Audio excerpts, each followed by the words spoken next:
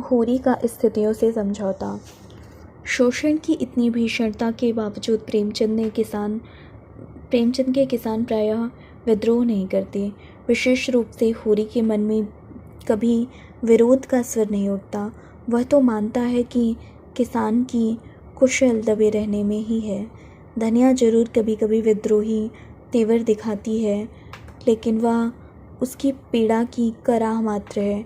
उसकी कराह विद्रोह की सीमा तक नहीं बढ़ती।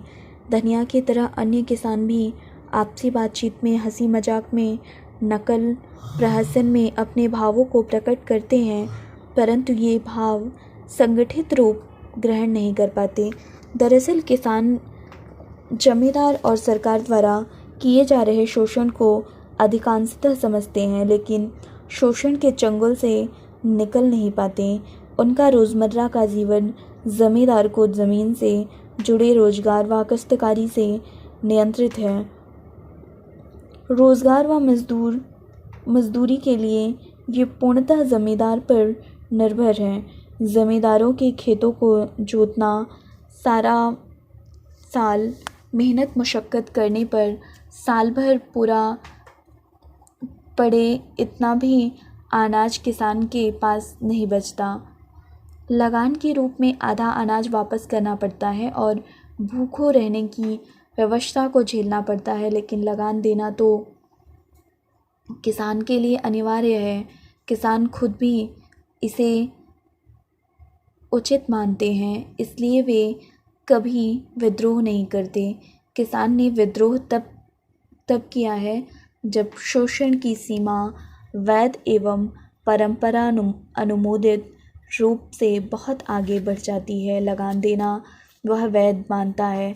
पंडी पुजारी भी जो उसका शोषण करते हैं, उन्हें किसान पुण्य मानता है। महाजनी शोषण से किसान पीड़ित तो बहुत होता है, परंतु यह आमतौर से उपकार के रूप में लिया गया कर्ज होता है। रुपए के लेते वक्त किसान को महाजन की चिरौरी करनी पड़ती है, तब वह एहसान करता हुआ उधार रुपए देता है, इसलिए इनके प्रति भी घृणा दब जाती है।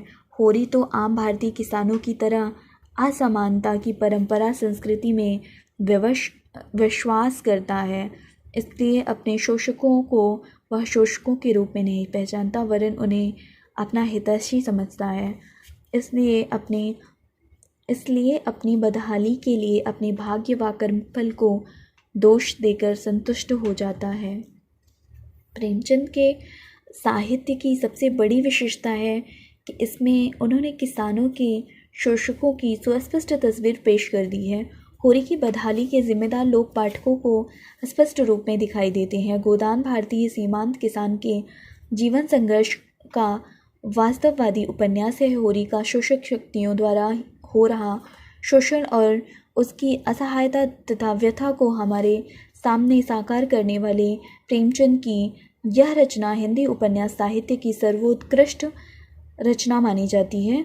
कारण यह है कि रचना पहली बार समाज के सबसे परिश्रमी लेकिन अभाव में रहने के लिए मजबूर, साधनहीन, वंचित किसान के जीवन यथार्थ को हमारे सामने प्रस्तुत करती है, अर्थात उत्पादन के मूल साधनों के असमान बंटवारे, असमान अधिकार और भागीदारी पर सवाल उठाती है। होरी और धनिया के जीवन भर के परिश्रम का मूल्य उन्हें अपनी 5 बीघा जमीन से बेदखल करके मजदूर में परिवर्तित करती है। ज़मीन और सत्ता के अधिकारियों द्वारा महाजन, पुलिस और पुरोहितों की सहायता से गरीब किसान के निरंतर शोषण किए जाने की साजिशें रचाई जाती हैं।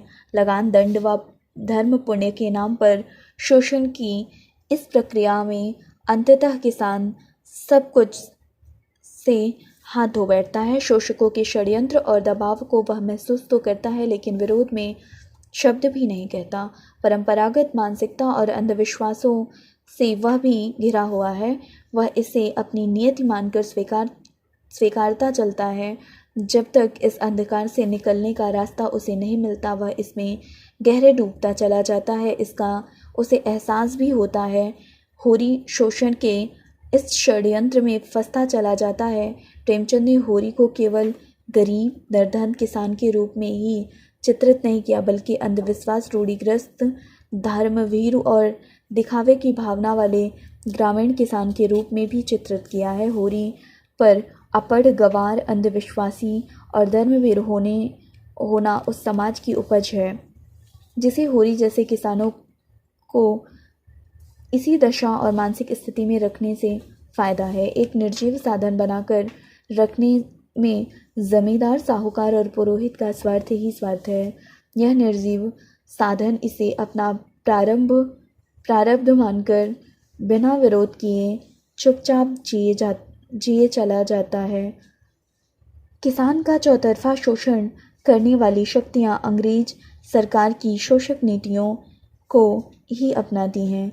जमींदार वर्ग अंग्रेज शासन के प्रति अपनी स्वामी भक्ति को दिखाने के लिए हर संभव प्रयास करता है। किसान को दुगना चौगुना लगान वसूल करके सरकारी तिजोरियां भरकर अपनी स्वामी भक्ति का प्रमाण देना चाहता है। इस प्रक्रिया में किसानों को उनकी ज़मीन से बेदखल करके उन्हें किसान से मजदूर बनाए जाने की पूरी कोशिश की जा रही है। होरी का प्रयास केवल 5 बीघे खेत को जी जान से बचाने का और मजदूर बनने से बचने का आखिरी प्रयास है। प्रेमचंद मानते हैं कि जब तक जमींदार व्यवस्था समाप्त नहीं होगी, किसानों का ज़मीन से बेदखल होकर मजदूर बनना टल नहीं सकता। प्रेमचंद शोषण की इस प्रक्रिया के लिए किसी एक व्यक्ति या संस्था को जिम्मेदार नहीं मानते, बल्कि शोषण के संपूर्ण तंत्र को इसके लिए जिम्मेदार मानते हैं।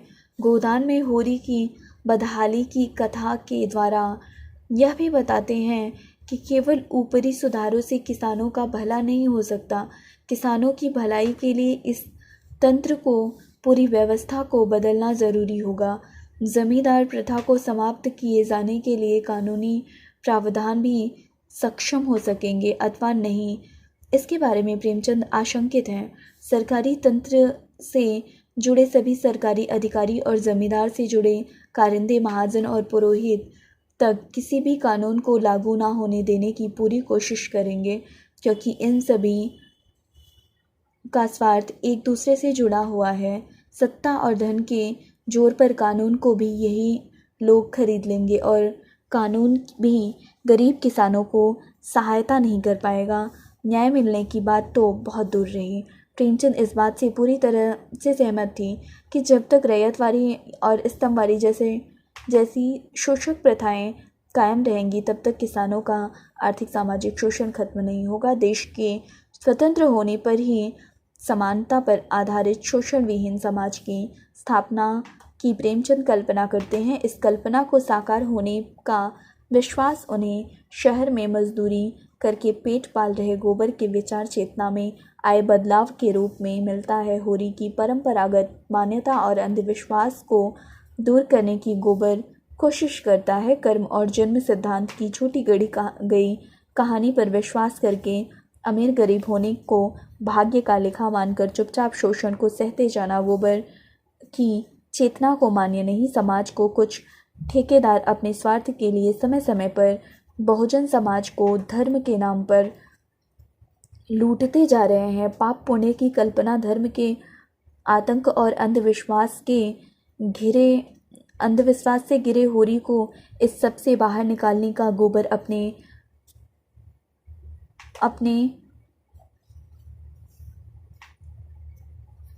अपने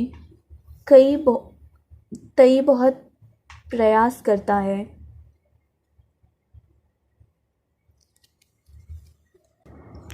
लेकिन होरी उसकी नहीं सुनता। असमानता और भेदभाव को जन्म देने वाले इन विश्वासों का प्रेमचंद ने बार बार गोबर के माध्यम से खंडन किया है। गाँव से शहरों में मजदूरी की तलाश में जा बसे मजदूरों में स्वतंत्रता और समानता की चेतना का जागृत होना नागरीकरण और औद्योगिकरण से संभव हो पाया है। गोबर जैसे किसान से मजदूर बनी नई पीढ़ी अधिक निश्चिंत, निर्भीक, समझदार और विद्रोही बन रही है। चौतरफा होने वाले शोषण को झेलते रहने के बावजूद होरी जैसे किसान विद्रोह नहीं करते, क्योंकि वे इसे अपना भाग्य मानकर कर्मफल को दोष देकर संतुष्ट हो जाते हैं। असमानता की परंपरा संस्कृति में ये विश्वास करते हैं, शोषकों की शोषक प्रवृत्ति को समझकर भी उससे दबे रहने में ही अपनी भलाई देखते हैं। इनके मन के विद्रोही भाव संगठित रूप ग्रहण नहीं कर पाते। प्रेमचंद द्वारा चित्रित किसान दो प्रकार की असमानताओं में भी विश्वास करता है। एक है आर्थिक असमानता और दूसरा जाति के आधार पर तय श्रेणीगत असमानता।